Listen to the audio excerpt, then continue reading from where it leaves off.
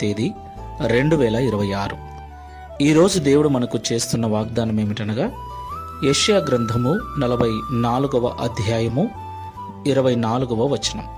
గర్భము నుండి నిన్ను నిర్మించిన నీ విమోచకుడగు యెహోవా ఇలాగు సెలవిచ్చుచున్నాడు.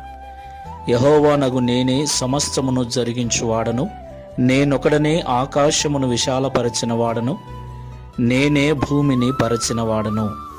ఆమేన్. నా ప్రియమైన సహోదరి సహోదరులారా, మనం ఆరాధిస్తున్న దేవుడు సర్వశక్తిమంతుడు, సర్వాధికారి అయిన వాడు.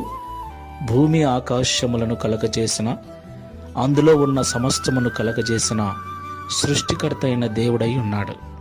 దేవునికి మహిమ కలుగును కాక. సృష్టినంతటినీ కలగజేసిన ఆయన మానవులమైన మనలను కలగజేశాడు. మనకు వివాహము ద్వారా, గర్భఫలము ద్వారా కుటుంబాలనిచ్చాడు. వంశ